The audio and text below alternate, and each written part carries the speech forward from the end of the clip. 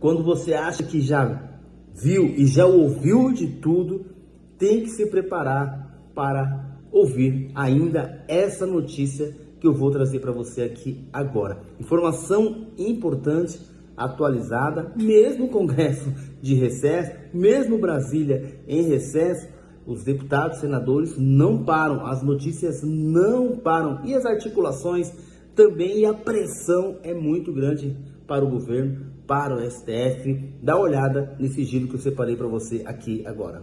Injustamente. O chefe Cabral está solto justamente. Agora, infelizmente, uma parte da PF, que eu também não quero falar mal da instituição, uma parte da PF está sendo capacho do ministro Alexandre de Moraes, porque eu chamei o Lula de ladrão, uma missão oficial, eu estou representando. Você acha que o senhor passou do limite ou não? Passar do limite? O cara foi condenado em 3 instâncias por diversos juízes, com uma operação com mais de 10 mil páginas, com diversas provas. E o senhor acha que o algoritmo favorece a direita, como muitos apontam? Que favorece o quê? Vai postar alguma coisa, por exemplo, no Facebook, ou postar alguma coisa ali no YouTube, você vai tomar... Fala pessoal, sejam bem-vindos a mais um vídeo aqui no canal. Mas antes desse giro, deixe o seu like, se inscreva no canal e ative o sininho. E também deixe aqui os seus comentários. Vamos ao giro de notícias atualizadas. O presidente da Comissão de Educação é um cargo importante no Congresso Nacional, na Câmara dos Deputados. Como é que o senhor avalia os trabalhos de 2024? O que o senhor acha que foi destaque? Fazer uma retrospectiva primeiro de como foi essa eleição, né? Na verdade, a esquerda não queria de jeito nenhum, eu à frente da presidência da comissão. O líder Altineu me ofereceu isso no dia seguinte, depois da minha filha nascer. Estava ali num reboliço, olhei e decidi então assumir esse desafio. No começo a esquerda me atacou e muito, né, sobre a minha capacidade, talvez ingerência, e de fato a gente pode ver aí, né, passamos o ano inteiro sem ouvir nenhum tipo de polêmica na Comissão de Educação, porque de fato a gente priorizou o trabalho e o resultado. Então eu tenho aqui um breve resumo rápido de números, né? A gente teve 36 audiências públicas, mais de 200 requerimentos aprovados, mais de 239 proposições deliberadas, 34 projetos de leis aprovados, dentre eles algumas metas que eu tinha colocado, respeito de aprendizagem com relação a combater, né, a evasão escolar, a alfabetização, a formação de professores e profissionais da educação. Então de fato a gente conseguiu assim ter um avanço muito grande, conseguimos organizar ali os tantos divergências de opiniões que tinha. A esquerda obviamente foi em peso lá, a gente conseguiu não somente aprovar bons projetos, mas também barrar projetos ruins. E em plenário a gente conseguiu ser relator de um projeto de lei que faz com que as apreensões das polícias de aparelhos eletrônicos, né, como celulares, computadores, sejam também direcionados para escolas. Então você, basicamente, né, o crime perde e a educação ganha. Então foi um balancete muito bom nesse ano, em termos de resultados de comissão e plenário. Agora, em termos de prerrogativas de parlamentares, em termos de perseguição, em termos, de fato, de uma desproporcionalidade com o tratamento da direita e esquerda, isso, infelizmente, foi para água abaixo. Aproveitando o assunto celular e escola, qual que é a avaliação do senhor em relação a essa proposta, projeto de lei que avançou no Congresso Nacional, que restringe o uso de celulares em escolas? Então, eu tinha 2 preocupações primordiais. A primeira é que é um problema real, o celular dentro de sala de aula. Quem é pai e mãe aí sabe a dificuldade que é, né, o celular dentro de sala de aula, que não ser de fins pedagógicos, tudo bem, mas infelizmente as crianças e adolescentes usam para outros fins. E é um problema que eu acredito que, primeiro, tem uma raiz que é familiar, que a família precisa cuidar disso, não pode transferir essa responsabilidade para terceiros, mas a gente vê que é um problema real, e problemas reais têm que ser discutidos, e o meu papel como legislador é tratar disso. Mas também tinha um outro ponto importantíssimo, que é a doutrinação dentro de sala de aula. Todos os vídeos que nós temos hoje, comprovando o que acontece dentro de sala de aula, é por conta do celular. E eu fui uma pessoa que sofri muito isso dentro de sala de aula, tanto na minha escola, ensino médio, quanto também na universidade, na PUC, eu sofri muito, e eu tive como provar pelo celular. Então, a gente teve que achar um meio termo de como vamos resolver o problema do celular na sala de aula e também garantir isso, a defesa dos seus direitos fundamentais para o aluno. Então, a gente conseguiu incluir emendas na CCJ, e agradeço muito ao deputado Detone por isso, e o Renan Ferreirinha também, que nos ajudou, ele foi o relator disso, de colocar a defesa dos direitos fundamentais como um artigo, e também, em um outro artigo, garantir uma exceção ao uso do celular dentro da sala de aula, que é no estado de emergência, no estado de necessidade ou por motivo de força maior. Ou seja, pela primeira vez no Brasil, nós temos aí, né, passou na CCJ um projeto que vai garantir a defesa do aluno dentro da sala de aula em casos de doutrinação. Então os pais podem ficar em paz quanto a isso, não foi aprovado ainda em plenário, mas os pais podem ficar em paz, que caso isso passe em plenário, garantirá aí o direito do aluno, dos estudantes, de se protegerem caso os professores não deem a aula que deveria dar. Então, do jeito que está, com o tempo que o senhor pensa sobre o assunto? Com certeza, o aluno não é proibido de levar o celular para a sala de aula, ele tem que guardar o celular, ou seja, guardar dentro da sua mochila, por exemplo, vai fazer com que ele não use, e caso ele use, a escola tem, obviamente, ali uma gerência, uma arbitrariedade, seguindo a lei, para poder utilizar ali de acordo com a decisão da escola. Deputado, o Judiciário proibiu legislação municipal, que, salvo engano, a proposta feita em Belo Horizonte é de autoria do senhor, em relação à proibição de linguagem neutra nas escolas. Isso deve ser tratado aqui no Congresso Nacional. Qual é a avaliação do senhor em relação à decisão do Supremo sobre a legislação municipal? A primeira coisa que tem que entender é o seguinte: eu não propus e fiz esse projeto, lei em Belo Horizonte, né, à toa. Eu fiz porque, primeiro que eu vejo que há uma divergência, uma mudança de prioridades, né? Para mim, a prioridade da educação é um bom material escolar, uma boa estrutura escolar, uma boa alfabetização, bons índices escolares que a gente nunca teve aqui no Brasil. O Brasil ocupa a 57º no ranking da OCDE. Nós temos 1% só dos nossos alunos conseguem fazer contas matemáticas complexas e fazer uma boa redação, por exemplo. Ou seja, a gente precisa compreender que a prioridade da esquerda é outra, porque a direita nunca levantou a linguagem neutra. Nunca. Enquanto o aluno não está tendo uma oportunidade de estudar numa sala que não cai gota quando chove. Então isso é o quê? Uma pauta da esquerda. Eu, de forma reativa, quis barrar isso, visto o avanço que eles colocam dentro da escola. Então isso virou lei, e agora o STF, como faz com tudo no Brasil, daqui a pouco ele vai estar decidindo se você pode ou não casar com seu marido, ele vai decidir, foi corno. Não foi corno não. Ele vai decidir, porque afinal de contas o STF decide tudo nesse país, né? O Dino agora estava decidindo a respeito de contratos de cemitério de São Paulo. O que o ministro do STF tem a ver com isso? Ou seja, há, claro, uma usurpação do poder pelo STF. Ele faz o controle de constitucionalidade. Nesse caso, obviamente, no controle de constitucionalidade que eles estão fazendo. Afinal de contas, quem é o representante e quem faz leis é o Congresso e são as câmaras municipais e também as assembleias legislativas. O STF, por exemplo, decidiu na canetada de que o crime de homofobia era comparado ao crime de racismo. E tornou o crime de homofobia um âmbito criminal. Ou seja, o Congresso nunca legislou sobre isso. E eles falam assim, não, nós estamos legislando porque há um vácuo. Não há um vácuo. Nós decidimos, por exemplo, que não será isso. No caso, por exemplo, do aborto, a gente várias vezes a esquerda tentou emplacar isso no Congresso e não conseguiu. O que o STF fez?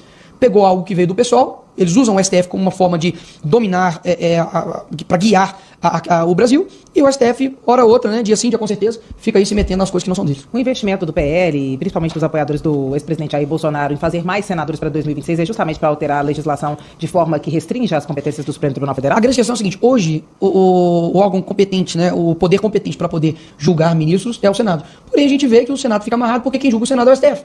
Então, assim, é um jogo casado. Então, se a gente fazendo mais senadores, a gente vai ter condição de, pelo menos, equilibrar a balança. Nós conseguimos aí, eu acho, se não me engano, 36 assinaturas no pedido de impeachment do ministro Alexandre de Moraes. Se o Bolsonaro conseguir fazer um por estado, a gente já consegue equilibrar o jogo. Opa, vamos pela primeira vez aí pautar, né, um pedido de impeachment de ministro, afinal de contas, eles nunca tiveram um voto, não são representantes do povo, não passaram em um concurso público e eles estão ditando o Brasil. Com relação, por exemplo, à pandemia, você vê que a pandemia, o Bolsonaro fez um decreto. Com relação a, por exemplo, deixar aberto o salão de beleza, algumas outras questões. O STF foi lá na canetada e falou, não, a decisão não é sua não, a decisão dos governadores e prefeitos. Ou seja, do que vários outros poderes aqui no nosso país. A coisa está desequilibrada, principalmente para o âmbito de direita e esquerda, e tem que lembrar, a esquerda, Gleisi Hoffmann, Randolph, batia no Alexandre de Moraes, Jean Willis batia no Alexandre de Moraes. Agora que ele virou um pouquinho, né, de lado, aí agora o Alexandre de Moraes virou um cara excelente, sem anistia, vamos para cima da direita, opa, peraí, o mundo é aqui, ó, ele dá voltas. Agora, o Alexandre de Moraes está sendo, digamos assim, o carrasco que a esquerda ama. Faz busca e apreensão em casa de líder de oposição, faz prisão sem nenhum tipo de justificativa plausível, como por exemplo o general Braga Neto, um general pela primeira vez, um general de 4 estrelas, vai passar o Natal preso. Você acha que está preso injustamente? O Sérgio Cabral está solto justamente? 400 anos de que foi condenado à prisão. E aí, esse cara vai passar o Natal em paz, enquanto o general 4 estrelas vai pra cadeia. Por que só os deputados de direita recebem busca e apreensão? Saudade da PF quando ela batia na casa, porque era de corrupção, mala cheia de dinheiro, corrupção em estatal, a PF se prestava a isso. Agora, infelizmente, uma parte da PF, que eu também não quero falar mal da instituição, uma parte da PF está sendo capacho do ministro Alexandre de Moraes e fazendo, por exemplo, prisões ilegais. Poxa, sério mesmo, que corrupto hoje no Brasil tomou uma cana de 17 anos e ficou preso 17 anos? Ninguém. O José Dirceu, que foi o idealizador do maior esquema de corrupção do mundo, mensalão. Talvez os mais jovens aí não lembram, né? Porque tem muito jovem também que foi pra rua, fora Dilma, não é só pelos 20 centavos, até pouco tempo, porque a Copa do Mundo tava um caos, o dólar tava alto, devia estar uns 5 e pouco. Agora tá quase batendo 7. Estavam pedindo fora PT e depois em 2022 estavam votando no PT. Ou seja, a memória brasileira é bem curtinha com relação a isso. Lembrando que esse pessoal todo estava tudo na cadeia, com penas gigantescas, como o José Dirceu, agora ele está solto. Deu discurso agora no Senado sobre democracia. Ou seja, as coisas estão extremamente invertidas. Não há um corrupto hoje no Brasil que usa uma tornozeleira eletrônica. Mas tem um monte de pessoas que, baderneiros, né, alguns Zé Manés ali, por conta de efeito manada, entraram no Congresso, alguns quebraram, outros não, outros nem estavam no dia e foram presos. Que justiça é essa? Que só pende para um lado? Isso não é justiça, isso é ditadura. E a gente precisa deixar os pontos bem claros com isso. Então, assim, agora vem o Lula com a cara de pau dele falar que, não, espero que eles tenham o que eu não tive, né, presunção de inocência. Peraí. Presunção de inocência, me dá uma prova desse golpe, me dá uma prova de fato de que eles queriam fazer algo, se fossem a Dilma também tem que ser presa. Porque, afinal de contas, ele solicitou ao general Vilas Boas, consultou o exército, para poder aplicar o 142. E aí, a Dilma tentou não dar um golpe. Esses caras todos aí que durante o regime militar sequestrava banco, que explodia caixa bancário, que matava pessoas, Vá Palmares, que era o grupo de guerrilha da Dilma, eles vão ser condenados por isso? Não, todo mundo pediu anistia. Ou seja, eles conseguiram anistia para quem matou e roubou. Não vai dar anistia para pessoas que entraram ali e quebraram ali vidro? Você acha que esse projeto está parado daqui para frente, não anda? Então, até então, pelo que eu ouvi nos corredores, tinha-se um acordo para que o futuro, talvez, presidente Hugo Mota pautasse isso. para que, enfim, as pessoas não tomem penas desproporcionais. Nem nos Estados Unidos, que teve morte lá na invasão do Capitólio, foi muito, muito, muito mais agressivo. As penas ali nunca chegaram nem perto ao que foi aqui no Brasil. E olha que lá o sistema penal é muito mais forte do que o daqui. Enfim, é claramente uma ânsia de calar a voz do povo, que somos nós, não são eles. E é o seguinte, o Lula, até quando o Lula dá uma decisão merda, eu confesso que eu fico assim, tá bom, pelo menos ele foi eleito. Agora os ministros não. Eles não têm legitimidade para poder definir o futuro do nosso país. Enfim, o dólar batendo 7, prometeu picanha, tá entregando abóbora, ministro taradão, né, cometendo assédio sexual, todo mundo fica calado. Amazônia recorde histórico de queimadas, todo mundo pianinho, cadê Caetano Veloso? Cadê a musiquinha? Não tem mais musiquinha, não tem musiquinha. Eu queria saber qual era a musiquinha do Lula, porque a musiquinha, por mais que seja horrível, mas teve musiquinha pro Bolsonaro. Não vai ter musiquinha pro Lula, não. Então, assim, é inacreditável a indignação seletiva desse governo e a forma como eles estão tratando o povo brasileiro. Mais uma vez, não é picuinha minha com o Lula. Não é picuinha minha com o governo. Uma primeira-dama que faz um Janja-Palusa de 35 milhões de reais e dinheiro público, não tem a pachorra de querer falar mal de qualquer outra pessoa, não. Se sou eu quando eu tô no domingo, que é o meu dia, né? De folga, né? Sabe domingo, né? Domingo, que é final de semana. Eu tô lá, saio, eu vou pra algum lugar com a minha família. Eles batem em mim e falam, o Nicolas vai gastando dinheiro público, eu não vou gastar o meu dinheiro. Mas a gente pode gastar o seu dinheiro pra poder fazer uma festa bancada com dinheiro público de 35 milhões de reais. Que saudade da nossa penúltima, né? Da nossa ex-primeira dama, né? Michele, que fazia trabalho social, que não tinha uma linha errada no caráter dela. E enquanto isso, a Janja xinga o cara mais rico do mundo, o Elon Musk. O cara que, inclusive, mandou antena pra Rio Grande do Sul. Um cara que falar que ele só é rico porque ele é herdeiro é sacanagem, né? O cara é uma das maiores mentes brilhantes do mundo atualmente, se não é a maior. Gera milhares, milhões de empregos. E ela vai e fala, fuck o Elon Musk. É um nível de insensatez, incapacidade absurdo. Ou seja, esse é o breve resumo que a gente tem aí do governo Lula. Deputado, com os planos, principalmente da direita e da base bolsonarista, de avançar no Senado a partir de 2026, você acha que a partir de 2026 vai ter impeachment de ministro do Supremo Tribunal Federal? Eu espero que sim, a minha torcida, afinal de contas, isso nunca foi pautado em 200 anos que nós temos. É lógico que não seria pautado com o frouxo que a gente tem, que é o Rodrigo Pacheco. Ele nunca faria isso, não faz nada, inclusive. A própria esquerda fala que ele é um covarde, né, nos bastidores.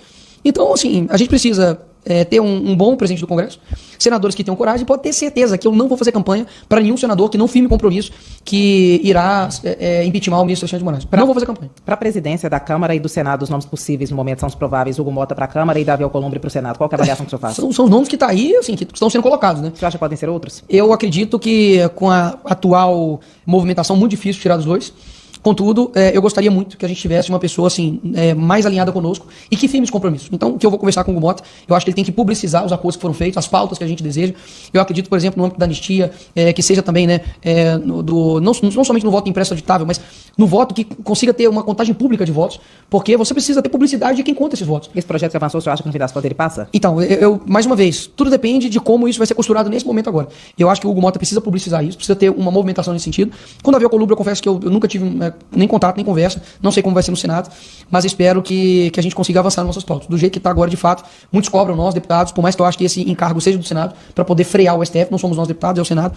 Acho que o Senado ficou extremamente aquém do dever dele. Agora, qual instrumento democrático que você utiliza contra uma antidemocracia? Não tem. Não precisa de um... Basicamente, eu tô tendo que fazer um projeto para poder que um ministro cumpra a Constituição. Isso não faz sentido. Então, eu acho que a Constituição é bem clara no seu artigo 53. Deputados e senadores são invioláveis, civil e penalmente, por quaisquer votos, palavras e opiniões, ok? Então não precisa de outra coisa, não precisa de uma PEC, não precisa de nada. Basta o ministro cumprir. Nós estamos vendo hoje que eu estou sendo, por exemplo, indiciado porque eu chamei o Lula de ladrão numa missão oficial, eu estava representando... Você acha que o senhor passou do limite ou não? Passar do limite? O cara foi condenado em 3 instâncias por diversos juízes, com uma operação com mais de 10 mil páginas, com diversas provas. Passar do limite é o cara, por exemplo, fazer um rombo fiscal, igual ele está fazendo. Passar do limite é receber um ditador, como ele recebeu aqui no nosso país, o Nicolás Maduro. Passar do limite é a mulher dele xingar o Elon Musk, entendeu? Passar do limite é ele chegar e prometer picanha e agora está entregando literalmente nada para a população. Passar do limite é quase o dólar chegar a 7. Ou seja, eu não acho que passar do limite, e mesmo se tivesse passado do limite, eu defendo que se a esquerda passar do limite em um discurso, seja um parlamentar, ele não pode ser penalizado por isso. Não no âmbito de STF criminalmente. Se a casa quiser abrir um processo de cassação interno, tá. Por mais que eu jamais vou defender cassação para falas e votos e opiniões de deputados. Seja direita, esquerda, centro, para trás, para frente, não me importa. Porque isso está na nossa Constituição. E a liberdade ela tem que ser plena. Não tem como ter um limitador. Ah, não. Teve um ministro aí, teve um ministro aí agora que comparou liberdade de expressão ou quando o homem bate na mulher. Ou quando alguém joga alguém de uma ponte. Esse é o nível da discussão dos nossos ministros da STF que não teve um voto de você. Você acha que em algum momento pode ficar incontrolável, acontecer algo que de fato não deveria por causa desse... a defesa de uma liberdade de expressão sem limites, que em algum momento pode... A história mostra que é sempre mais danoso aqueles que tentaram controlar a liberdade de expressão do que aqueles que deixaram a liberdade de expressão ser discutida e debatida. Ponto. Isso é na humanidade. Quer falar dos regimes autoritários? Vê lá se tem liberdade de expressão. Vê se tem liberdade de expressão nos países que a esquerda defende. Vê se tem liberdade de expressão na Nicarágua, que tem 7 opositores presos. Vê se tem liberdade de expressão lá na Venezuela, que basicamente todos os opositores também estão presos. Aqui no Brasil é muito diferente, né? O pessoal acha que deixa acontecer e quando tiver algo que realmente deve ser discutido, aí discute. Não é que deixa acontecer. O que eu sinto é que deve ter uma discussão profunda e uma discussão séria. O problema é que hoje no brasileiro é o seguinte, todo mundo vira expert em tudo. Antes todo mundo era expert em Covid. Agora todo mundo virou expert em lockdown. Aí depois todo mundo virou expert em dólar, todo mundo virou expert em um monte de coisa. Peraí, a liberdade de expressão é um tema profundo que é debatido por pessoas assim, de uma condição mental e intelectual gigantesca. Não dá pra poder chegar e um ministro chegar e falar, não, vou decidir, pronto, acabou. Não, peraí. Vamos historicamente, vamos ver o que tá acontecendo. E outra coisa, o debate, em termos de liberdade de expressão, não é nem um debate profundo, sabe, que filósofos debatem, não. É um debate no seguinte sentido, peraí, por que você pode me chamar de genocida e não pode chamar de ladrão? Acabou. 2 mais 2 é 4. Por que o Lula pode ser solto mesmo com um monte de coisas em cana de corrupção e o Bolsonaro tem que ir preso porque ele queria dar um golpe? Assim, não é nem mais liberdade de expressão, é a liberdade basicamente da maioria do povo brasileiro. Me pergunta se as pessoas não concordam comigo que homem tem que ir no banheiro de homem, mulher tem que ir no banheiro de mulher. Ué, tentaram me caçar por essa minha fala no dia 8 que eu coloquei lá a Nicole e falei, ó, isso aqui é ridículo? Vocês acham que é da peruca? Exatamente. Ah, você acha ridículo? Um homem falar que é mulher e botar uma peruca? Você acha ridículo isso? Ah, pois é, eu também. Foi o que eu demonstrei. Me fala se a maioria da população não concorda comigo. De que o homem tem que estar no banheiro de homem, a mulher tem que estar no banheiro de mulher, que o homem tem que competir no esporte de homem, a mulher tem que competir na competição de mulher. Eu sei que eu sou maioria. Eu tenho certeza do que eu tô falando. Agora, queriam criminalizar essa minha fala, pedindo a minha cassação sobre isso. Então, se isso é crime o que eu tô falando e eu sou um criminoso, então mais da metade da população também brasileira é criminosa. Porque elas pensam